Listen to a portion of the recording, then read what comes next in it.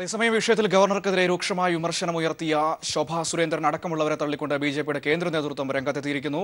വിവരങ്ങൾ നൽകാനായി എം സന്തോഷ് ദില്ലിയിൽ നിന്ന് ചേരുന്നുണ്ട്. സന്തോഷ്, ഗവർണർ ചെയ്തത് ശരിയായ നടപടിയാണ്, ചട്ടപ്രകാരമുള്ള നടപടിയാണ് എന്നാണ് രാജീവ് പ്രതാപ് റൂഡി ബിജെപിയുടെ നേതാവ് പറഞ്ഞിരിക്കുന്നത്. ശോഭാ സുരേന്ദ്രനെയും എം ടി രമേശിനെയും അടക്കമുള്ളവരെ പൂർണ്ണമായും തള്ളിക്കൊണ്ടാണ് കേന്ദ്ര നേതൃത്വം എത്തിയിരിക്കുന്നത്.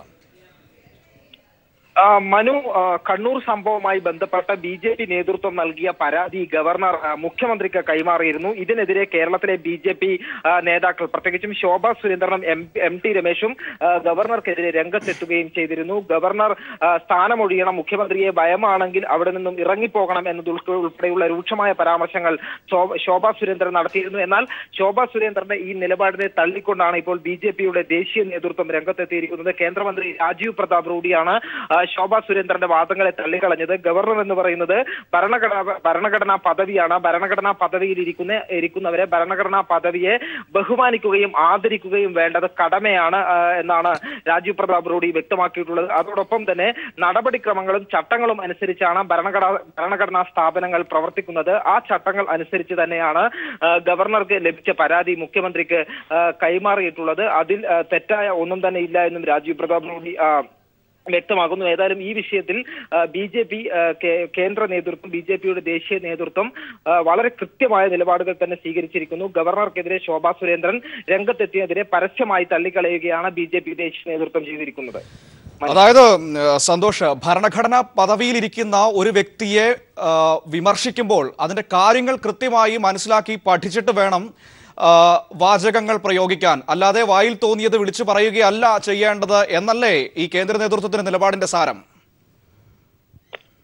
കൃത്യമായും മനു, രണ്ട് വിഷയത്തിലാണ് ഇപ്പോൾ ബി.ജെ.പിയുടെ കേരളത്തിലെ നേതാക്കളായുള്ള ശോഭാ സുരേന്ദ്രനും അതോടൊപ്പം തന്നെ എം ടി രമേശും ഒറ്റപ്പെട്ടിരിക്കുന്നത്. ഒന്ന്, ഈ ഗവർണർക്ക് ലഭിച്ച പരാതി, അതായത് ബി.ജെ.പി. നേതൃത്വം ഗവർണർക്ക് നൽകിയ പരാതി ഗവർണർ നടപടിയെടുക്കണം എന്ന നോട്ടോടുകൂടി മുഖ്യമന്ത്രിക്ക് കൈമാറുകയാണ് ചെയ്തത്. ഈ മുഖ്യമന്ത്രിക്ക് കൈമാറിയ നടപടിയാണ് എം ടി രമേശും ശോഭാ സുരേന്ദ്രനെ വിമർശിച്ച് ഗവർണർ നേരിട്ട് നടപടിയെടുക്കണം എന്നുള്ള ഒരു തരത്തിലായിരുന്നു ഇവരുടെ പ്രതികരണം. എന്നാൽ കൃത്യമായും ഇതിനെതിരെയുള്ള ഒരു നിലപാടാണ് ഇപ്പോൾ ബി.ജെ.പിയുടെ ദേശീയ നേതൃത്വത്തിന്റെ ഭാഗത്തു നിന്നും ഉണ്ടായിരിക്കുന്നത്. അതായത് രാജീവ് പ്രതാപ് റൂഡിയുടെ പ്രതികരണത്തിൽ നിന്നും വ്യക്തമാകുന്ന കാര്യം, ചട്ടങ്ങളും നടപടിക്രമങ്ങളും അറിയാതെയാണ് കേരളത്തിലെ നേതാക്കന്മാർ പ്രതികരിച്ചത് എന്നുള്ളതാണ് വളരെ പരോക്ഷമായി രാജീവ് പ്രതാപ് റൂഡി ഇപ്പോൾ വ്യക്തമാക്കിയിട്ടുള്ളത്. കാരണം ചട്ടങ്ങളും നടപടിക്രമങ്ങളും അനുസരിച്ചുകൊണ്ട് തന്നെയാണ് ഗവർണർ മുഖ്യമന്ത്രിക്ക് പരാതി കൈമാറിയിട്ടുള്ളത്. അതിൽ തെറ്റ് പറയാനില്ല. അതോടൊപ്പം തന്നെ ഭരണഘടനാപരമായിട്ടുള്ള ഒരു പദവി, ഭരണഘടനാ പദവിയെ ബഹുമാനിക്കേണ്ടതിന്റെ ആവശ്യകതയും അടിവരയിട്ട് പറഞ്ഞുകൊണ്ടാണ് രാജീവ് പ്രതാപ് റൂഡി പ്രതികരിച്ചിട്ടുള്ളത്.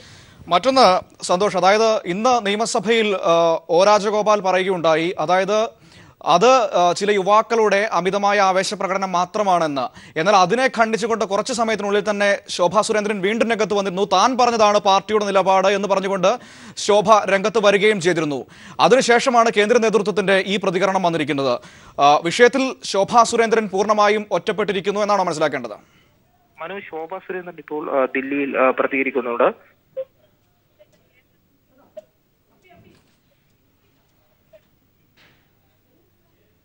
ഞാൻ വില വെക്കുന്നില്ല എന്നുള്ള രീതിയിലാണ് ബഹുമാനപ്പെട്ട മുഖ്യമന്ത്രി സത്യപ്രതിജ്ഞാ ലംഘനം നടത്തിയിരിക്കുകയാണ്.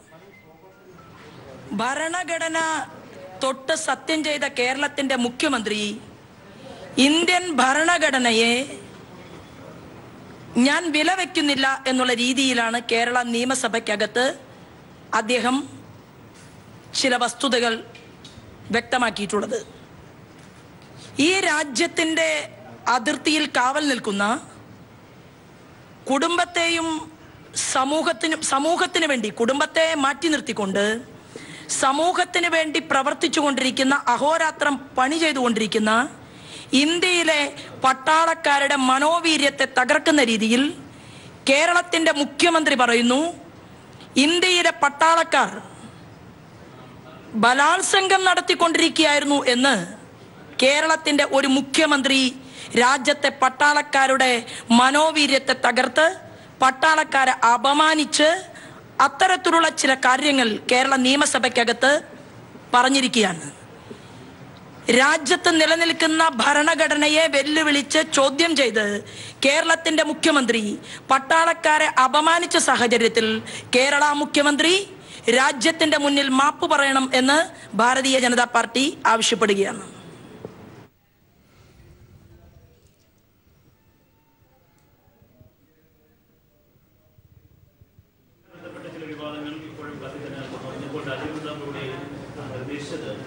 ഭരണഘടനാ പദവിയിലിരിക്കുന്നവരെ മാനിക്കണം, ബഹുമാനിക്കണം. അവർ അതോടൊപ്പം തന്നെ കേരള ഗവർണർ ചെയ്ത നടപടി തെറ്റൊന്നുമില്ല, അത് ഭരണഘടന അനുസൃതമായ നടപടിയാണ് സ്വീകരിച്ചിരിക്കുന്നത് തന്നെയാണ്. താങ്കൾ ഉച്ചയ്ക്കും ഈ നിലപാട് ഉറച്ചു നിൽക്കുന്നതായി പറഞ്ഞു. ഇപ്പോഴും ആ നിലപാട് ഉറച്ചു നിൽക്കുക തന്നെയാണ്. രാജീവ് പ്രതാപ് റൂഡിജി പറഞ്ഞതിൽ എന്താ തെറ്റുള്ളത്? കാരണം അത്തരം പദവികളിൽ ഇരിക്കുന്നവരോട് മാന്യമായിട്ടല്ലേ പെരുമാറേണ്ടത് എന്നുള്ള മാധ്യമ പ്രവർത്തകരുടെ ചോദ്യത്തിന് രാജീവ് പ്രതാപ് റൂഡിജി പറഞ്ഞ മറുപടിയാണത്. മാന്യമായിട്ട് പെരുമാറണം. അപ്പം മാന്യമായിട്ട് പെരുമാറണം എന്നുള്ള അദ്ദേഹത്തിന്റെ വാക്കിൽ എന്ത് തെറ്റാണുള്ളത്? അദ്ദേഹത്തിന്റെ പ്രസ്താവനയിൽ എന്ത് തെറ്റാണുള്ളത്?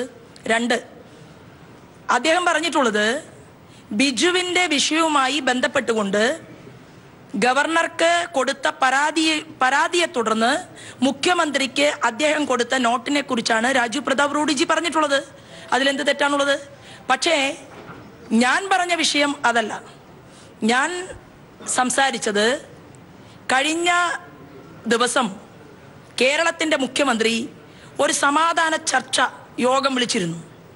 തിരുവനന്തപുരത്താണ് അദ്ദേഹം ചർച്ചയ്ക്ക് ആളുകളെ ക്ഷണിച്ചത്.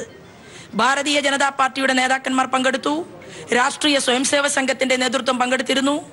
തിരുവനന്തപുരത്ത് സമാധാന ചർച്ചയിൽ കേരളത്തിന്റെ ബഹുമാനപ്പെട്ട മുഖ്യമന്ത്രി ഞങ്ങൾക്ക് നൽകിയ ഉറപ്പ്, ഇനി കേരളത്തിൽ ഒരു രാഷ്ട്രീയ കൊലപാതകം ആവർത്തിക്കില്ല, മാർക്സിസ്റ്റ് പാർട്ടിയുടെ ഭാഗത്തു നിന്ന് ഒരു പ്രകോപനവും ഉണ്ടാകില്ല.